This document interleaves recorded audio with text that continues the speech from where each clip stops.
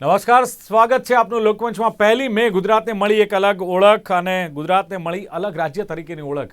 ગુજરાતનો સ્થાપના દિવસ એટલે 1 મે અને ગુજરાત રાજ્ય સ્થાપવા માટે એક મહાગુજરાત આંદોલન ચાલ્યું હતું અને એ જ દરમિયાન જે રાજ્યની વાત થઈ એમાં ગુજરાત અને મહારાષ્ટ્ર અલગ થયા। ગુજરાતનું એક અસ્તિત્વ આવ્યું અને મહારાષ્ટ્ર રાજ્ય બન્યું। ગુજરાત દિવસે એવું કહેવાય છે કે રાજ્યના જે સમૃદ્ધ ઇતિહાસ અને સંસ્કૃતિની ઉજવણી છે ને ઉજવણી આજે પણ ગુજરાતભરમાં થઈ રહી છે। ખાસ તો ગુજરાતનું વિકાસ મોડેલ જે અન્ય રાજ્યોને પણ એમ કહેવાય છે કે વિકાસનો માર્ગ બતાવે છે। ઘણી બધી વાતો આજના દિવસે થતી હોય છે, ઘણા બધા કાર્યક્રમો ગુજરાતને લઈને થતા હોય છે। હું ગુજરાતી છું, ગુજરાતનું મને ગર્વ છે, આ બધી જ વાતો થતી હોય છે। પણ આ સાથે જ જે મહત્વપૂર્ણ ઐતિહાસિક સ્થળો છે અને પ્રવાસન આકર્ષણોનું ઘર ગુજરાત બન્યું છે એવું કહીએ તો પણ ખોટું નથી। ગુજરાત તેની સમૃદ્ધ સંસ્કૃતિ, વારસો અને પરંપરાઓ માટે વર્ષોથી જાણીતું છે અને આજે પણ વિશ્વભરમાં ગુજરાતને ગુજરાતીઓની બોલબાલા છે। આખા ભારતમાં એવું કહેવાય છે કે જો સ્ત્રીઓ વધુ સલામત હોય ને તો ગુજરાત રાજ્યમાં છે।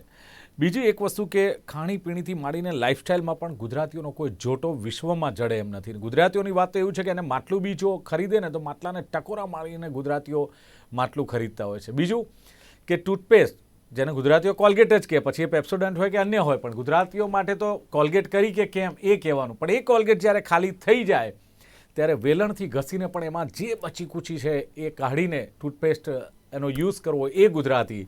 સાબુ ખતમ થઈ જાય છે તો બીજો સાબુ કાઢીને પેલો સાબુ એની પર ચોંટાડવાનો એ વાપરવાનો એ ગુજરાતી। આને કંજુસાઈ નહીં કહીએ, આને કરકસર કહીશું ને આ કરકસર કરતો ગુજરાતી। અને સાથે જ મેં કહ્યું એમ કે દેશનું જે કુલ ઇન્ડસ્ટ્રીયલ આઉટપુટ છે એમાં 20% ફાળો ગુજરાતનો છે। ભલે આ રીતે ગુજરાતી કરકસર કરે છે પણ તમે જુઓ કે દેશની જીડીપીમાં 17% ફાળો ગુજરાતીઓનો છે। શેર બજારમાં 30%થી વધુ ફાળો ગુજરાતીઓનો છે અને ખાસ રિસ્ક લઈને શેર બજાર પણ સર કરે ને એ જીગર ગુજરાતીમાં જ હોય એટલે 30% ફાળો છે। હીરા પોલિશ થાય છે વિશ્વમાં, 10માંથી 9 હીરા ગુજરાતમાં સુરતમાં પોલિશ થાય છે એ ગુજરાત છે। બીજું રિજનલ લેંગ્વેજ, ગુજરાતી ભાષાનો નંબર 26મો છે, આપણું એ ગુજરાત છે। અને સૌથી વધુ વેજીટેરિયન ગુજરાતમાં છે। દેશનો સૌથી લાંબો દરિયા કિનારો 1680 કિલોમીટર ગુજરાતમાં છે। સૌથી મોટું સ્ટેડિયમ, સ્ટેચ્યુ ઓફ યુનિટી, ઘણી બધી વાતો થઈ શકે એમ છે પણ જીડીપીમાં 17% ફાળો ગુજરાતીઓનો છે। અને એવું કહેવાય છે કે અહીં જો કોઈ મહેમાન બને ને ગુજરાતીઓનો તો એવું કહેવાય કે એ સંતૃપ્તિનો ઓડકાર ખાઈને ઘરે જાય એવું 100% કહી શકાય। અને માથાકૂટથી દૂર રહેનારી આ પ્રજાની શાલીનતાને કોણ પહોંચે, આવા સવાલો પણ થાય।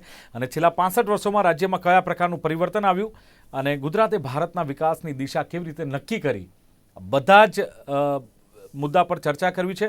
ગુજરાતીઓ, ગુજરાત અને ગુજરાતીપણું મારી સાથે જોડાયા છે કે જેમણે મહાગુજરાત ચળવળ જે 1956 ઓગસ્ટમાં શરૂ થઈ હતી અને એ મહાગુજરાત ચળવળના જેઓ સાક્ષી બન્યા છે, ઇન્દુલાલ યાજ્ઞિક, જેને ચાચા ઇન્દુલાલ ચાચા કહે છે, જેમણે આ મહાગુજરાત ચળવળના પ્રણેતા કહે છે, એ ચળવળમાં હાજર રહ્યા હતા। અને જ્યારે 1960માં ગુજરાત જ્યારે અલગ રાજ્ય થયું ત્યારે ડૉક્ટર જીવરાજ મહેતા પ્રથમ મુખ્યમંત્રી બન્યા હતા, ત્યારે એ શપથવિધિમાં પણ હાજર હતા। એવા યોગેશ ચુડગર વડીલ આપણી સાથે જોડાયા છે। યોગેશભાઈ, સ્વાગત છે આપનું લોકમંચમાં। થેન્ક યુ સર, નમસ્તે। સાથે જાણીતા ઇતિહાસકાર જેમને કદાચ ઓળખની જરૂર નથી એવા ડોક્ટર રિઝવાન કાદરી મારી સાથે છે। રિઝવાનજી, આપનું પણ લોકમંચમાં સ્વાગત। જી યોગેશભાઈ, શરૂઆત આપનાથી કરીશું કારણ કે મેં કહ્યું તેમ કે જ્યારે ગુજરાત ને મહારાષ્ટ્ર અલગ પડ્યા એના માટેની એક મુવમેન્ટ ચાલીને એને આપણે જ્યારે કહેતા હોઈએ કે ગુજરાત ચળવળ ઇન્દુલાલ યાજ્ઞિકની અધ્યક્ષતામાં, તો કેમ આ ચળવળની જરૂર પડી, અલગ ગુજરાતની માંગ કેમ થઈ અને ખાસ તો કયા પરિબળો જવાબદાર હતા આને લઈને, જેમાં તમે પણ સાક્ષી હતા? 1947માં જ્યારે ભારત આઝાદ થયું ત્યારે જુદા જુદા રાજ્યો, જુદા જુદા સ્ટેટ વગેરે વગેરે હતું। આપણા ગુજરાતના એવા સરદાર પટેલે જુદા જુદા રાજ્યોને એક કરીને અખંડ ભારત બનાવ્યું। ત્યારે પશ્ચિમ વિસ્તારમાં કચ્છ, સૌરાષ્ટ્ર અને ગુજરાત એમ 3 રાજ્યો હતા। અને એ વખતે જે કોઈ હોય, કચ્છના જુદું રાજ્ય, સૌરાષ્ટ્રનું જુદું, માનનીય ટેબરભાઈ એના મુખ્યપ્રધાન હોય ગુજરાતમાં, અને ગુજરાત, મુંબઈ અને મહારાષ્ટ્ર એનું એક સ્ટેટ હતું, એને મુંબઈ રાજ્ય કહેવાતું।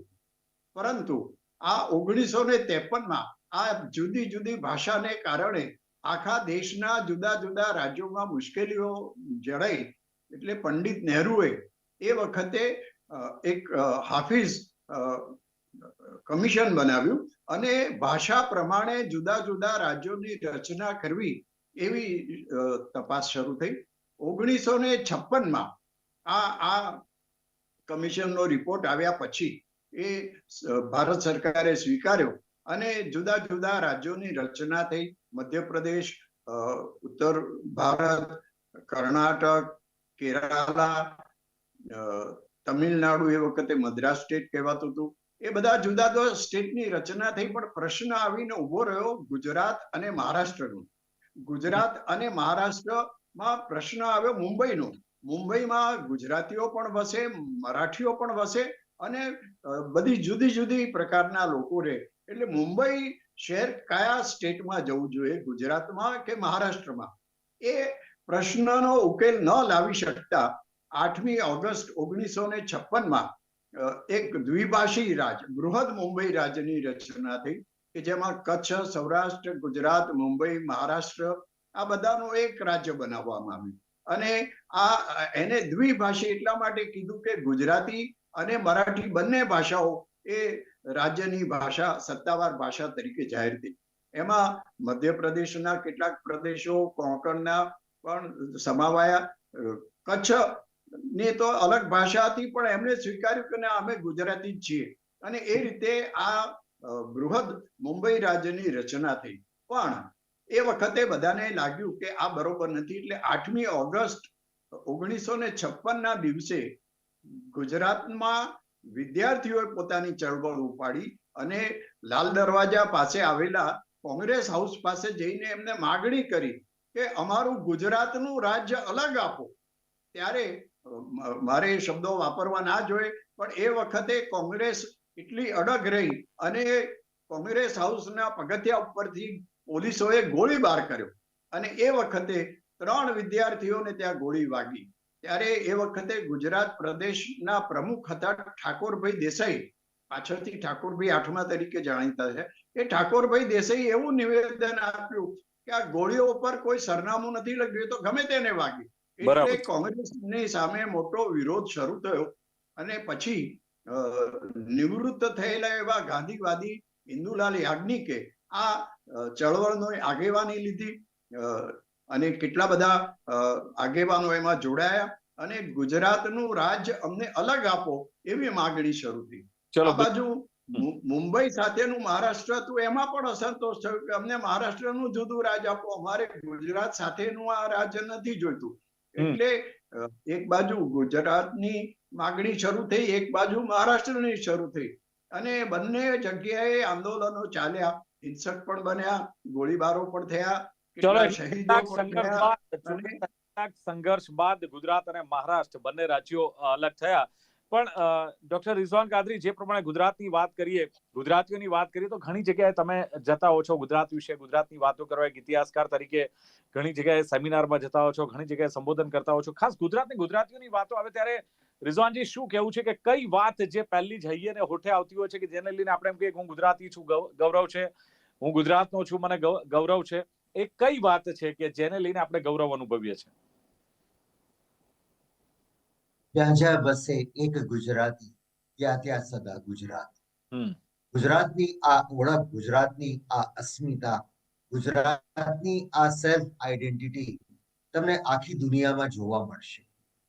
નર્મદે ગુજરાતની અસ્મિતાનું આ ગાન જય જય ગરવી ગુજરાતની સાથે સાથે કહ્યું કોની કોની ગુજરાત, તેની તેની ગુજરાત, પછી હોય ગમે તે જાત, પ્રેમ શૌર્યને કરે અર્પણ, તે સૌની છે ગુજરાત. એટલે આ ગુજરાત, ગુજરાતી ભાષા બોલતા લોકો અને 9મી જાન્યુઆરી 1915ના રોજ દક્ષિણ આફ્રિકાના આ મહાન સત્યાગ્રહી જ્યારે હિન્દ પરત ફર્યા, એમનું પ્રત્યાગમન થયું, ત્યારે એમણે મુંબઈના એપોલો બંદર પર પહેલો ઇન્ટરવ્યુ આપ્યો અને ત્યારે શું કહ્યું, હું ગુજરાતી હોવાથી ગુજરાતી ભાષા મારફતે જ દેશ સેવા કરવા માંગુ છું. અને ગાંધીજીએ અમદાવાદને પોતાની કર્મભૂમિ બનાવી અને એ પહેલા સરદાર પટેલ પણ આવી ચૂક્યા હતા.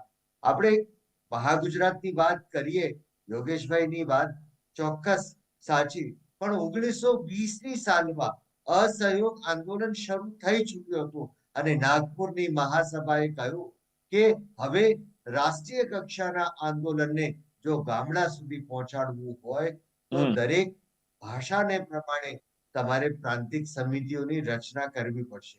1921ના શરૂઆતના જાન્યુઆરી મહિનામાં ગુજરાત પ્રાંતિક સમિતિની રચના કરવામાં આવી અને એના બંધારણનો મુસદ્દો સ્વયં મહાત્મા ગાંધીએ ઘડ્યો હતો અને એના પહેલવેલા પ્રમુખ થયા સરદાર વલ્લભભાઈ પટેલ.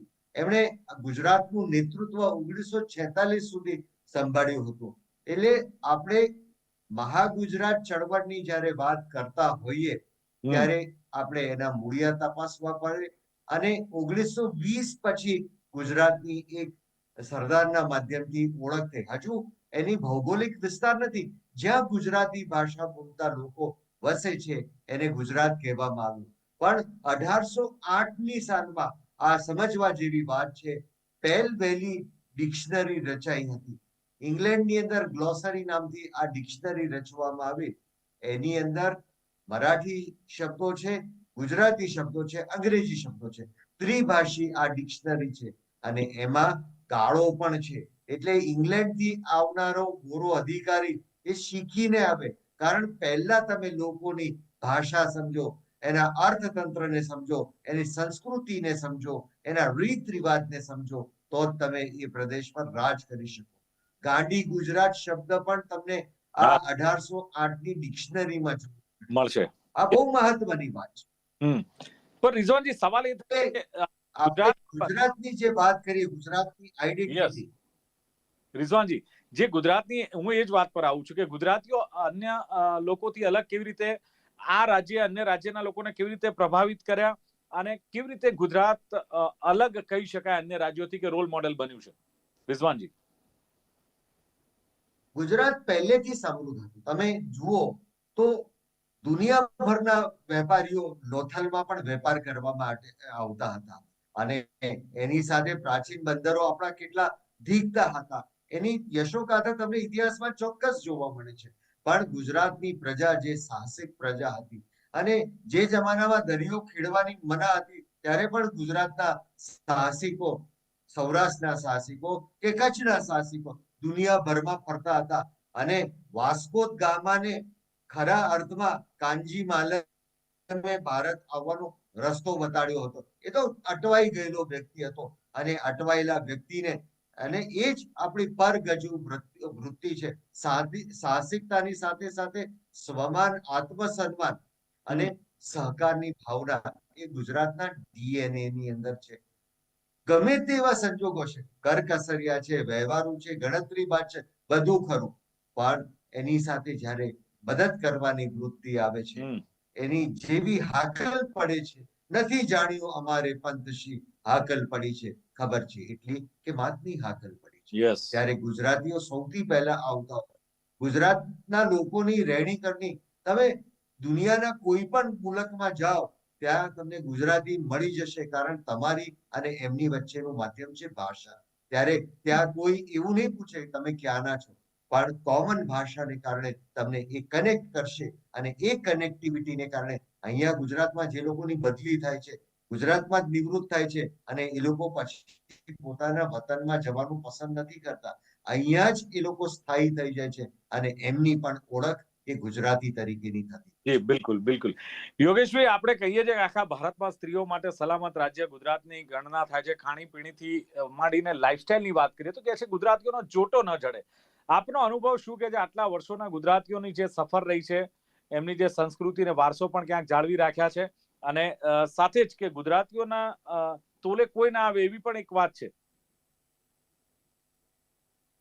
યોગેશભાઈ, ગુજરાતની પ્રજાનું લોહી એવું છે કે એના લોહીમાં વેપાર સમાયેલો છે. એટલે કોઈ પણ ગુજરાતી, ગુજરાત રાજ્યની સ્થાપના થઈ એ પહેલા પણ ગુજરાતીઓ, ડોક્ટર રિઝવાને કહ્યું એ પ્રમાણે સાહસિકો હતા અને દરિયા પાર જઈને પોતાનો ધંધો વેપાર કરતા હતા અને એ ખૂબ જાણીતા હતા. પણ ત્યાર પછી ગુજરાતમાં એક પછી એક ઉદ્યોગોની સ્થાપના થઈ. ફર્ટિલાઇઝર, ગુજરાત ફર્ટિલાઇઝર, આઈપીસીએલ અને વગેરે વગેરે કેટલા મોટા ઉદ્યોગો સ્થપાયા. પણ ગુજરાતમાં અમદાવાદ શહેર એ ભારતનું માન્ચેસ્ટર ગણાય. અને અમદાવાદમાં એમ કહેવાય છે કે વખતે 80 થી ઉપરાંત ટેક્સટાઇલ મિલો હતી. એટલે આખા ભારતને ગુજરાત કાપડ પૂરું પાડતું હોય એ પરિસ્થિતિ હતી. એટલો આપણો સાહસિકતા અને ઉદ્યોગ પ્રત્યેનો પ્રેમ હતો. એક નાનો વેપારી હોય, એ પણ કરિયાણાનો વેપારી હોય, એ પણ ગણતરીથી ચાલે. એટલે આ ગુજરાતનું એક લોહી એવું હતું કે જેનામાં આવી સાહસિકતા અને વેપાર સમાયેલો હતો. મારે એક બીજી વાત તરફ ધ્યાન દોરવું છે કે ગુજરાતમાં વેપારની અને નોકરીની, જોબની એટલી બધી શક્યતાઓ છે કે જુદા જુદા પ્રાંતોમાંથી, બિહાર હોય, ઉત્તર પ્રદેશ હોય અથવા તો સાઉથ ઇન્ડિયા હોય, ત્યાંથી ગુજરાતમાં લોકો નોકરી કરવા આવે. અને નાની નાની નોકરી, મજૂરીથી માંડીને ટેકનિશિયન તરીકેના કામ કરનારા પણ આપણે ગુજરાતમાં જોયા. અને અમૂલ ડેરીનો વિકાસ ડોક્ટર કુરિયને કર્યો. પોતે ગુજરાતી ન હોવા છતાં એ ગુજરાતી થઈને રહ્યા અને અમૂલનો વિકાસ કર્યો. પણ એની સામે મારે કહેવું છે કે ગુજરાતમાંથી મજૂરી કરવા બીજા રાજ્યોમાં કોઈ જતા હોય એવું મને જાણવા નથી મળ્યું. બિહાર, ઉત્તર પ્રદેશ, કર્ણાટક વગેરે ઘણી બધી જગ્યાએ મેં જોયું છે કે ત્યાં આપણા ગુજરાતીઓ જાય છે, પણ ત્યાં જઈને કોઈ વેપાર કરે છે અથવા તો ત્યાં જઈને કોઈ ધંધો પોતાનો કરતા હોય છે. એટલે ગુજરાતીઓ મજૂર તરીકે બીજે ના જાય. એટલે અહીંયા મજૂરી કરવા માટે મહારાષ્ટ્રમાંથી અથવા તો રાજસ્થાનથી, ઉત્તર પ્રદેશ, બિહારથી લોકો આવે ને ગુજરાત બધાને રોજગારી પૂરી પાડે છે.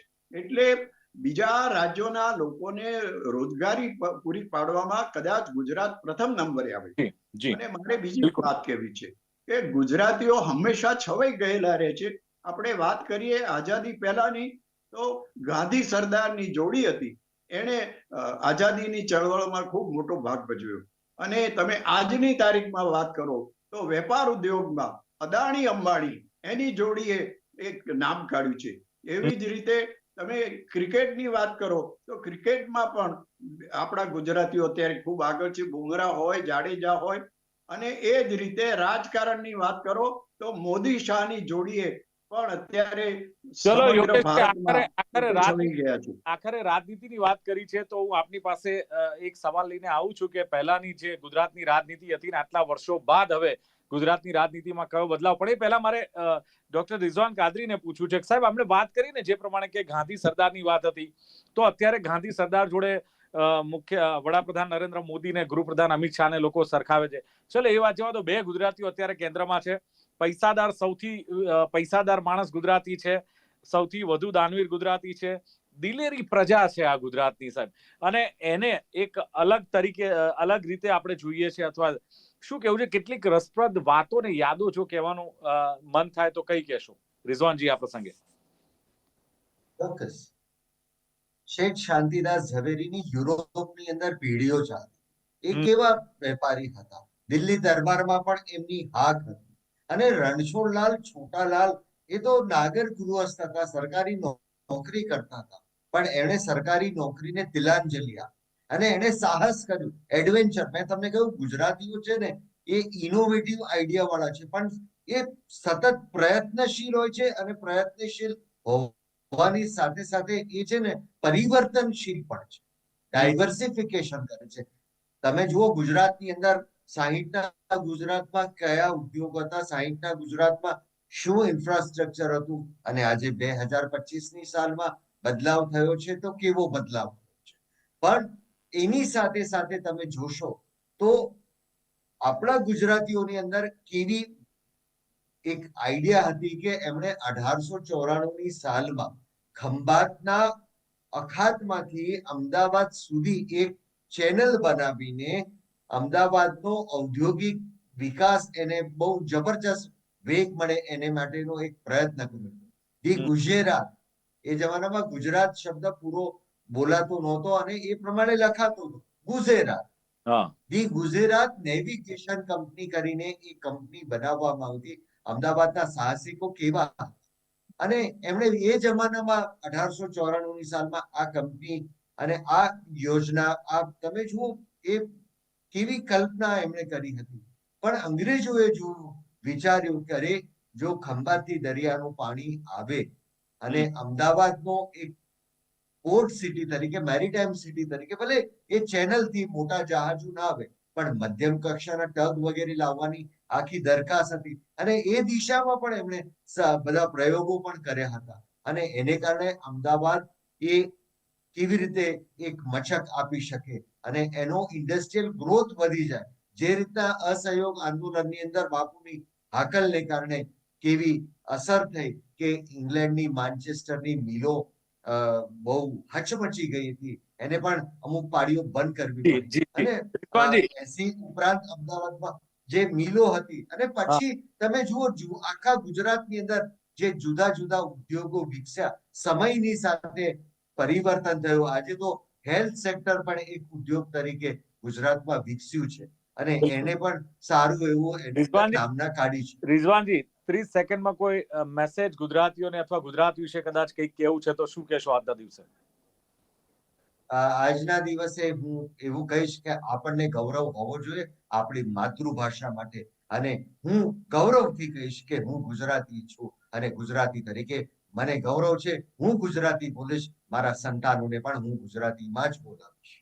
જી યોગેશભાઈ, શોર્ટમાં મારે રાજનીતિનું જાણવું છે કે આટલા વર્ષની જે સફર છે ગુજરાતની, એમાં રાજનીતિમાં કયો બદલાવ જોઈ રહ્યા છો મેજર?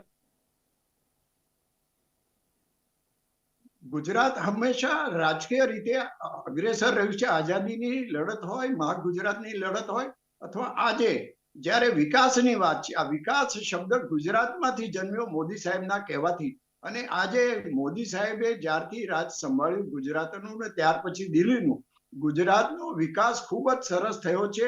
અને કારણે રાજકારણમાં પણ ફરક પડ્યો છે. અને આઝાદીની ચળવળમાં જેણે ભાગ લીધો હતો અથવા જેના કારણે આઝાદી મળી, એ કોંગ્રેસ પક્ષ તો ક્યાં છે અત્યારે ખબર નથી પડતી. પણ રાજકીય જાગૃતિ ગુજરાતની પ્રજામાં એટલી બધી છે કે નાની નાની વાતોમાં પણ ગુજરાતના લોકો પોતાનો અવાજ રજૂ કરતા હોય છે. અને ગુજરાતમાં રાજનીતિને કારણે જે વિકાસ થયો છે, સમગ્ર ભારતમાં ગુજરાત મોડલ તરીકે આપણે જાહેર થયું છે.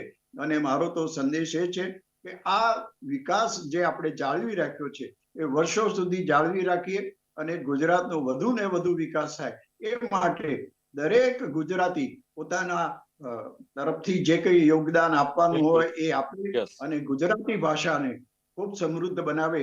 મારા અમેરિકાના પ્રવાસ દરમિયાન મેં જોયું હતું કે ત્યાંની શાળાઓમાં ભણતા આપણા ગુજરાતી છોકરાઓને એમની શાળાઓના સંચાલકો તરફથી કહેવામાં આવે છે કે તમે અહીંયા આવ્યા છો તો અંગ્રેજી તો શીખવાના છો, પણ તમારી માતૃભાષા જે છે, તમારી મધર ટંગ છે, એ ક્યારે ભૂલશો નહીં. એટલે ત્યાંના નાના નાના બાળકો પણ ગુજરાતીમાં વાત કરતા હોય, એટલે ગુજરાતી ભાષાનું મહત્વ જળવાઈ રહે એ માટેના સઘળા પ્રયત્નો આપણે કરવા જોઈએ. એટલે જે ઇતિહાસકાર ડોક્ટર રિઝવાન કાદરીએ કહ્યું કે પહેલેથી જ ગુજરાત તો સમૃદ્ધ હતું. એમણે લોથલની વાત કરી કે લોથલમાં વેપાર કરવા દુનિયાભરમાંથી વેપારીઓ આવતા હતા. સાથે જ કહ્યું કે કરકસરિયા ખરા પણ હાકલ પડે ત્યારે ઉદાર થઈ જાય છે. મદદ કરવાની ભાવના ગુજરાતીઓમાં છે. ડોક્ટર રિઝવાન કાદરીએ કહ્યું કે ઇનોવેટિવ આઈડિયા પણ ગુજરાતીઓ પાસે છે. સહનશીલ ખરા પરંતુ સાથે જ એમણે કહ્યું એમ પરિવર્તનશીલ પણ ખરા. અને સમય આવે ત્યારે ખાસ જે રાજકીય જાગૃતિની પણ સાથે વાત થઈ. અને ગુજરાતીઓની વાત છે યોગેશ ભાઈ ચુડગરે કરી કે લોહીમાં વેપાર સમાયેલો છે, સાહસિકો ખરા, ગુજરાતીઓ છવાયેલા છે. અને ગુજરાતનો જે વિકાસ થયો છે એમાં ચોક્કસ વડાપ્રધાન નરેન્દ્ર મોદી જેઓ મુખ્યમંત્રી હતા ત્યારબાદ જે વિકાસનો વેગ પકડ્યો છે એમનું કેવું છે. અત્યારે પણ ગુજરાતમાં વિકાસ છે. એક રાજકીય જાગૃતિ પણ એમણે કહ્યું કે ગુજરાતીઓમાં જોવા મળે છે. પણ મેં કહ્યું એમ કે બહુ જીગરવાળી પ્રજા છે. સહનશીલ તો ખરી પણ જીગર પણ છે, ખુદદારી પણ છે. અને ખાસ મેં અગાઉ પણ કહ્યું કે શેર બજારમાં રિસ્ક લઈને પણ જો કદાચ શેર બજાર સર કરવાનું હોય તો એ જીગર ગુજરાતીમાં છે. બીજું કે 50-100 રૂપિયાનું પેટ્રોલ બાળી નાખે એક પાન ખાવા માટે, એ જીગર ગુજરાતીઓમાં છે. પણ એ ગુજરાતી હોવાનું ગૌરવ અને ગુજરાતનું ગૌરવ જો તમારે કદાચ બરકરાર રાખવું હોય તો એમાં બને એટલું યોગદાન એક ગુજરાતી તરીકે આપણે પણ આપવું જોઈએ. ચર્ચાનું સમાપન કરીએ છીએ. ચર્ચામાં ભાગ લેવા બદલ યોગેશ ચુડગર અને ડોક્ટર રિઝવાન કાદરી બંને ઉપસ્થિત રહ્યા. ખૂબ ખૂબ આભાર. Thank you very much. Thank you. તો દર્શક મિત્રો, લોકમંચ કાર્યક્રમમાં હતી આજની વાત ગુજરાત, ગુજરાતીઓને ગુજરાતીપણાની. ફરી મળીશું એક નવી ચર્ચા સાથે. જોતા રહો ગુજરાત ન્યૂઝ. નમસ્કાર.